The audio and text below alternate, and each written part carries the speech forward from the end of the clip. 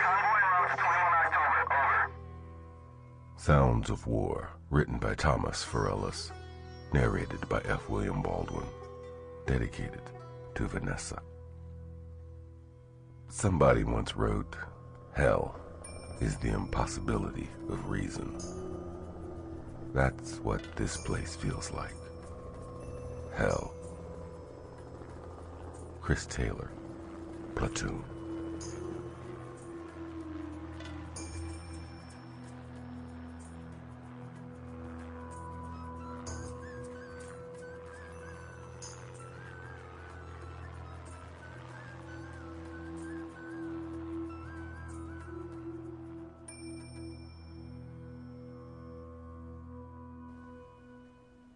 Prologue.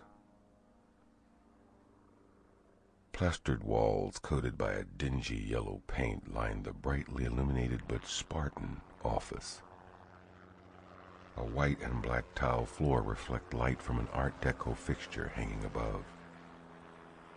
Old lime green curtains gather and frame the only window in the large room. However, the dated building seems to have been well taken care of over the years, and it looked as if it were completely spared from the bombings during the initial push into Baghdad. Up against the corner of the room stands a small antique bookshelf with a few personal items of the room's occupant. One item caught his eye. A toy replica of a 1958 FLH Dual Glide, a Harley-Davidson motorcycle every man dreamed of. Wishing he was not in such a precarious position, Thomas Edington gently flexed his knees while standing at parade rest. Looking down, he was truly amazed by the most interesting Brazilian hardwood desk before him. Intricately hand-carved serpents with interwoven patterns scrolled up its sides. He estimated that the fascinating desk to have been built in the late 1800s, and was most likely left behind by the British when they had occupied Iraq. Since arriving in Iraq 2 weeks ago, Thomas spent most of his days out in the heat. This day was long, but at least he had spent most of it in the cool air conditioning of the command building. His knees hurt from standing while waiting to see his new boss.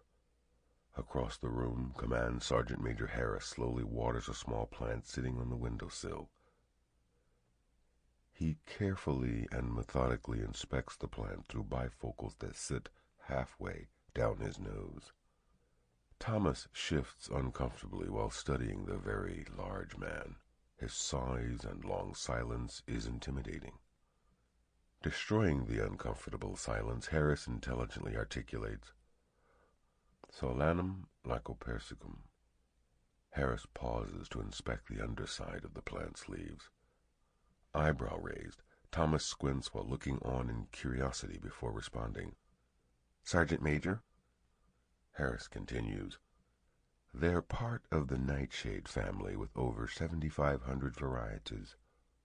Back home, we'd grow maybe 3 or 4 different variations in the garden. Tomatoes, while botanically a fruit, are truly considered a vegetable for culinary use." Harris sets down the bottle and turns facing Thomas before carrying on. "This morning, I looked in the mirror while shaving, and I asked myself, Self, why did the Brigade General's office request that I personally deal with such a small and insignificant bug like you?" With razor in hand and blood dribbling down my chin, I stood beside myself, absolutely dumbfounded with such an internal question. Momentarily drowning him out, Harris's words trail off while a couple of helicopter gunships quickly buzz over. Standing behind his antique desk now, opposite of Thomas, he continues. "However, after coming into my office this morning, a sense of calm rushed over me like a cool breeze when it dawned on me. You're just like this tiny little tomato, delicate in nature, with its entire puny existence resting in my hands. Even though, and just like you, I don't need any more tomatoes. There's an endless supply of tomatoes in my dining facility, so it wouldn't matter to me if I let this little tomato just wither on the vine and die." Harris pauses again to study Thomas's facial expression. Sample complete. Ready to continue?